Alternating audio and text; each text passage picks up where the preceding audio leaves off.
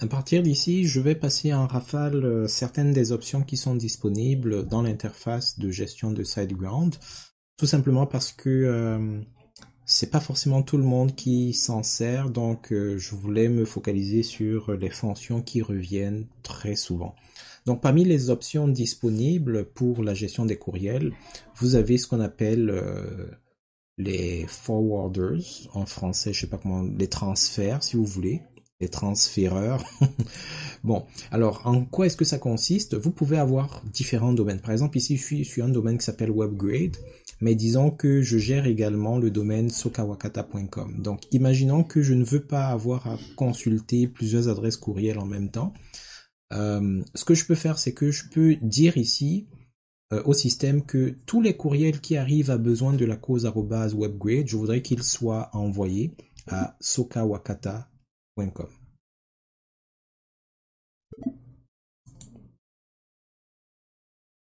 Alors, comment est-ce que ça peut se passer concrètement?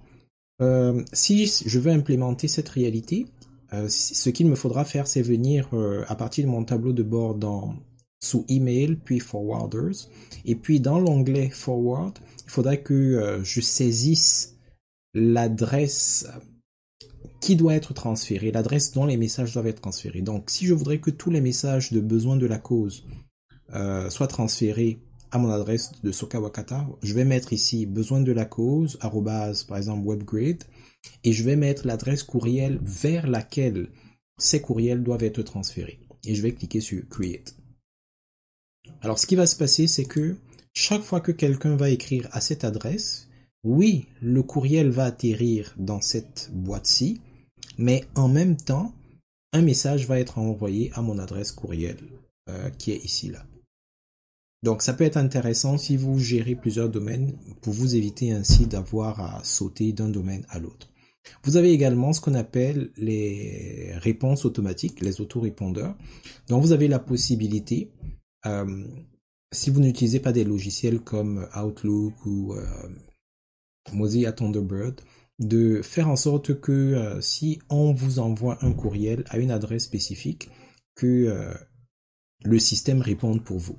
Donc, le principe consiste à mettre ici le nom du compte, par exemple, besoin de la cause @webgrade, de mettre le nom de la personne qui est derrière, parce que c'est ce nom-là qui va apparaître dans le courriel, par exemple, Sokawakata ou besoin de la cause, tiens, de mettre l'objet en question et de sélectionner votre réponse.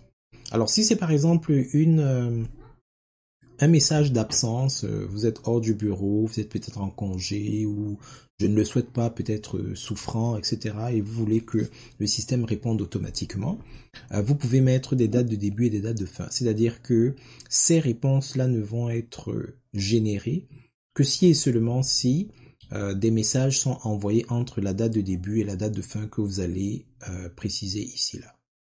Donc vous pouvez créer différentes réponses automatiques dans différents scénarios suivant les dates de début, de fin, suivant les adresses courriel concernées, ainsi de suite.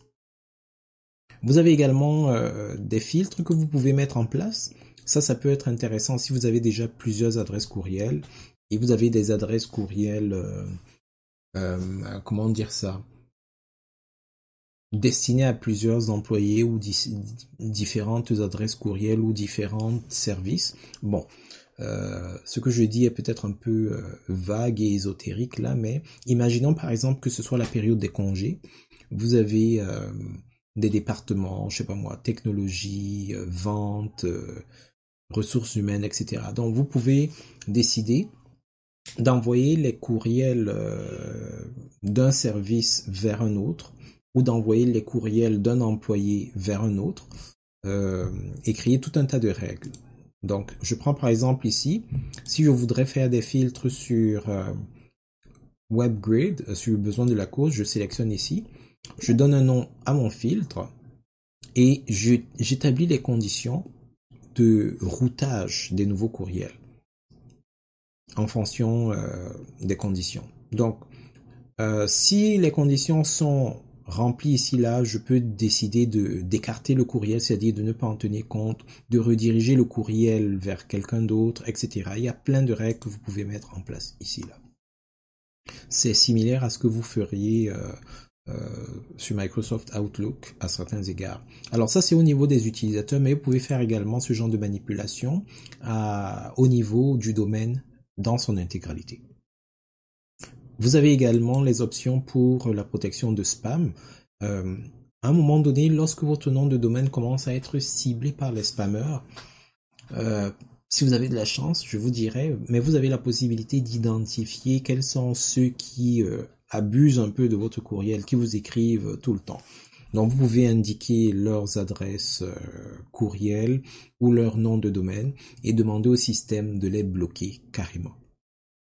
Donc ça, c'est juste quelques-unes des options qui sont à votre disposition si jamais vous voulez gérer les courriels directement à partir de SiteGround.